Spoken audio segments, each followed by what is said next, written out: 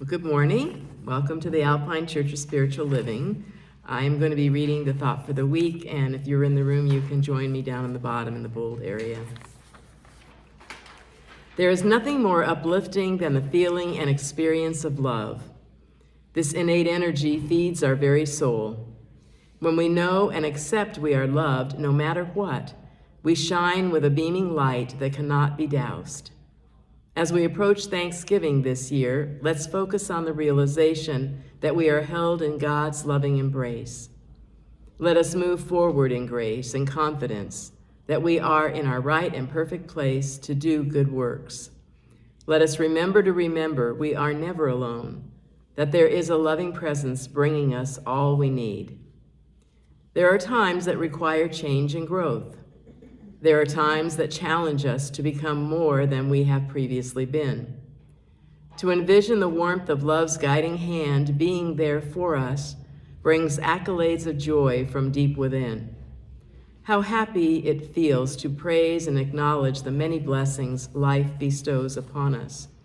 To quote an article from Good Business Magazine, November of 1938, I am thankful for the life that pulsates in every cell and fiber of my being, the intelligence that illumines each step of my daily path, the faith that carries my vision past the immediate appearance, the work that enables me to express my highest talents, the joy that makes my heart dance, the food that nourishes my body, the rest that renews mind and body, the beauty that is spread all about me, the friends who hear and understand, who are loyal and true. These are the ways love holds us in its embrace, and I am ever so grateful. Say with me, I behold all the many ways I am held in love's embrace, and I am grateful. Is that a good one? Yes. I'll have to say, I'm admitting that I actually, that poem was printed from a Unity information that I had gotten this last week, and I thought it was so great I'd love to share it. Yeah. So I'll give credit where credit's due. Yeah, Unity had captured that. So don't you feel blessed? You know, in San Diego, we don't really have radical changes of weather like most other places in the country have. And yet, I can sense that fall is in the air. You know, there's change happening. I took my walk yesterday in Pine Valley in the park there. And I got to see the example, because it's inland a little bit, you know, and it's a little higher elevation from Alpine. And there are a few trees that literally the bottom of the tree was green, and then it worked its way up to yellow and orange and then red in that progression, all in one tree. And it's just beautiful to anticipate these changes coming about in life, and how blessed we are to be here, to see them, to acknowledge them. Now, I've always believed that God or love, if you want to replace the word God with love, is taking care of me. Even though I have gone through major changes and challenges in my life, from having polio when I was 5, having a divorce after 44 years of marriage, and then death of a son at 39 years of age. So I have experienced heartbreaks, but I always have felt in these circumstances and in these experiences that God is always taking care of me, that I have this loving presence that is holding me up. And so that's why I chose today's topic, Held in Love, as part of our theme for this November of praise and thanksgiving. And I hope that you choose to see God as love. I know if you've read the Bible at all, it says it many, many, many times in the Bible that God is love. It seems to me, though, that we as human beings are kind of hardwired to desire to have things stay the same, be status quo.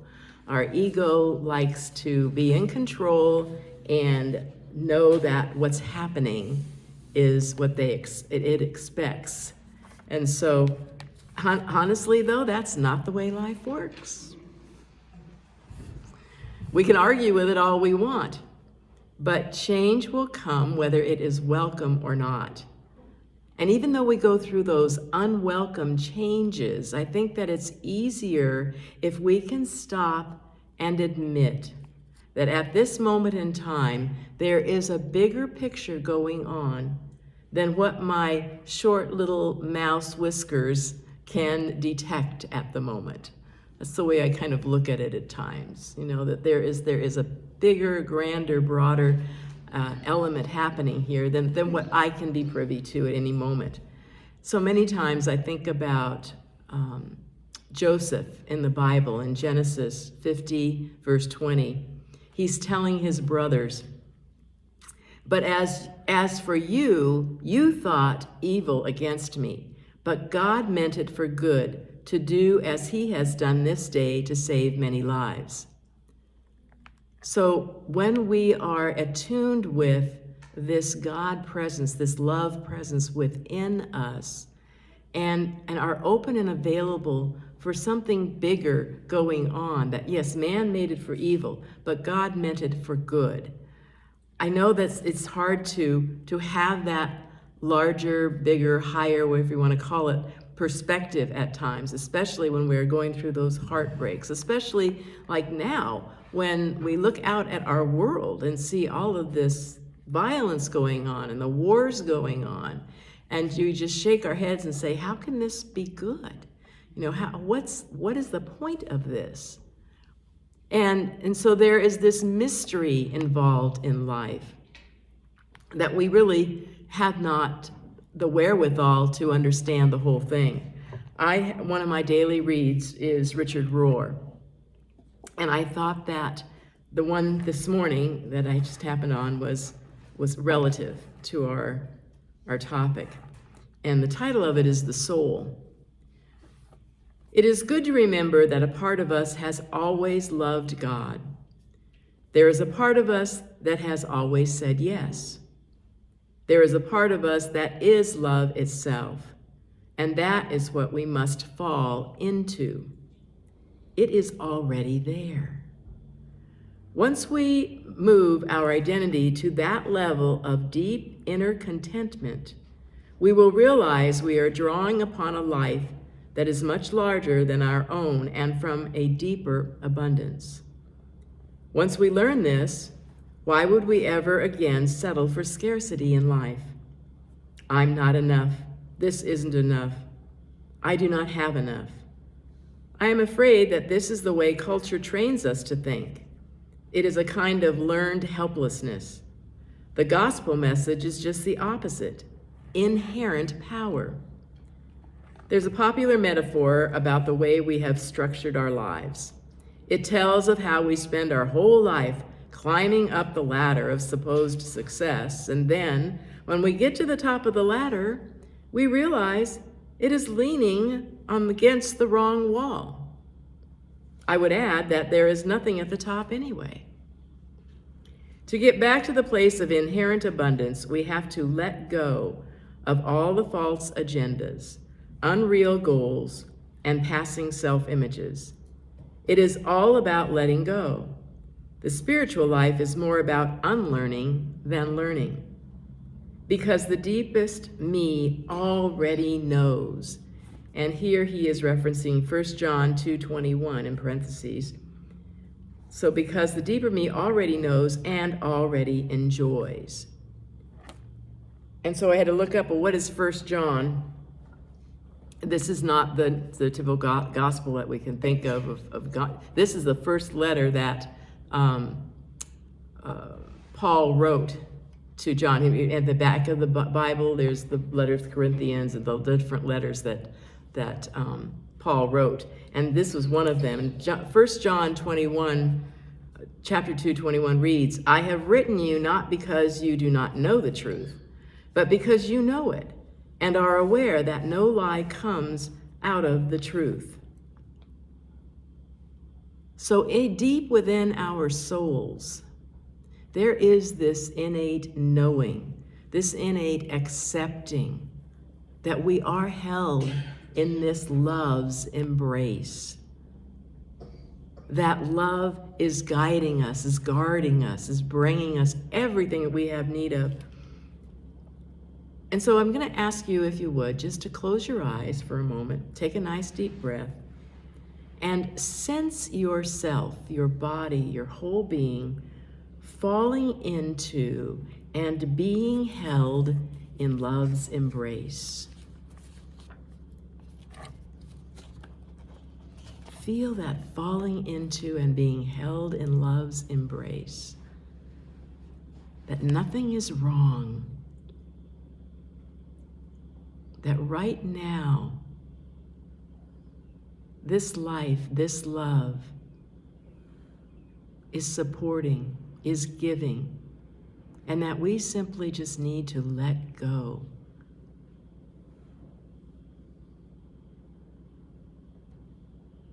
You can open your eyes and think about how that felt. How did that feel?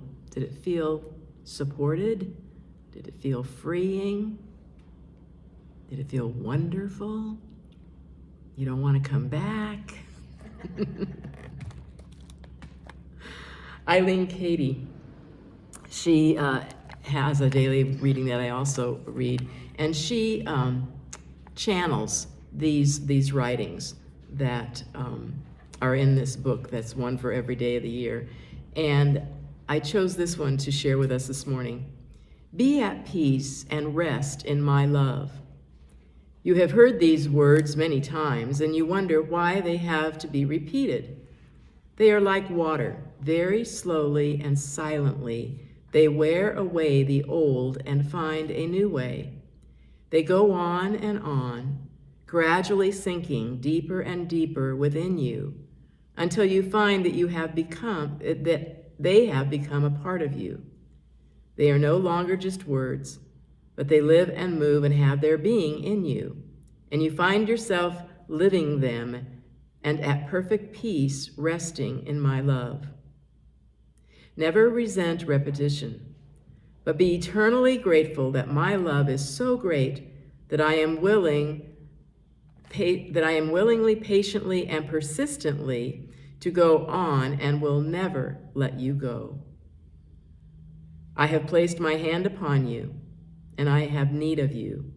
You have a very special place in my vast overall plan, and I am waiting to reveal it to you when you are ready.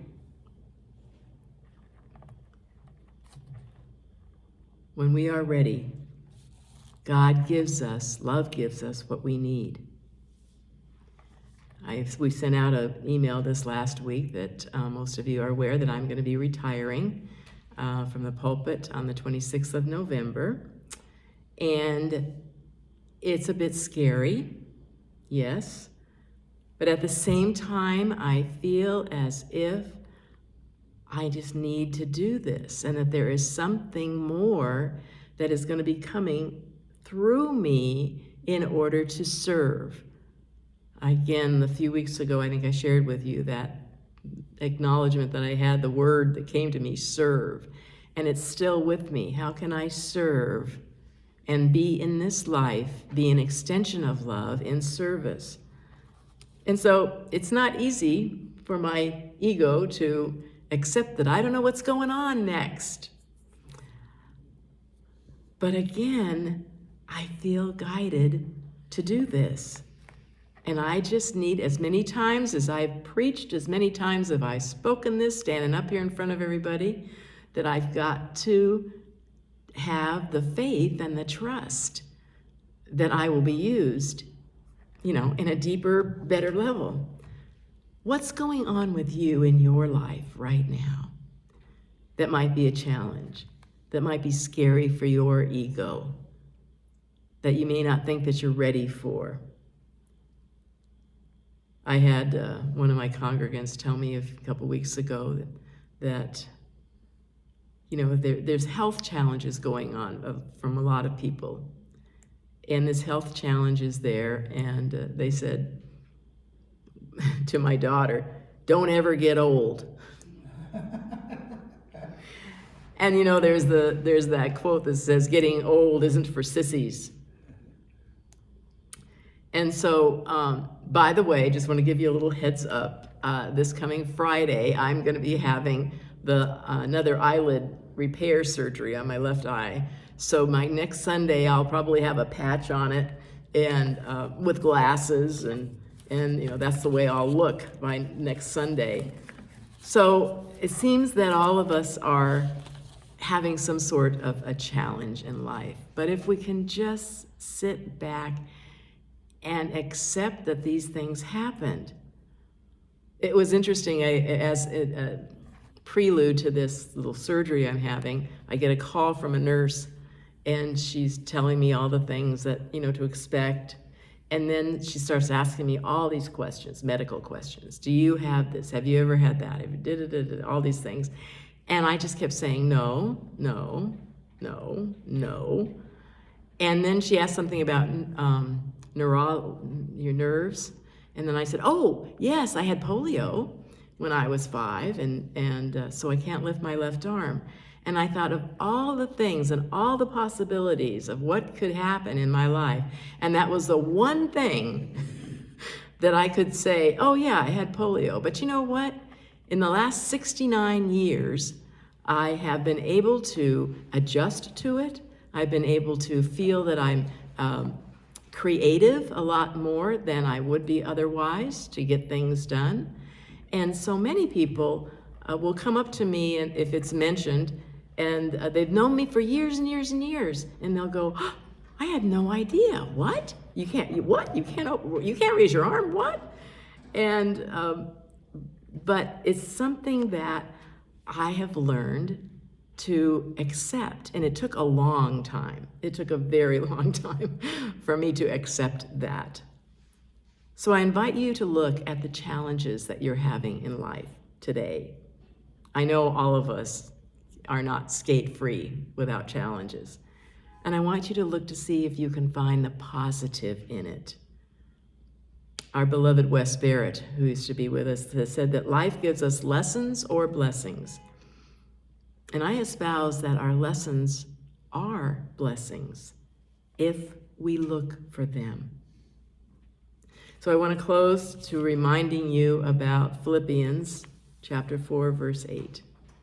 Finally, my brethren, whatsoever is true, whatsoever is honest, whatsoever is just, whatsoever is pure, whatsoever is lovely, whatsoever is of good report, if there be any virtue and if there be any praise, think on these things.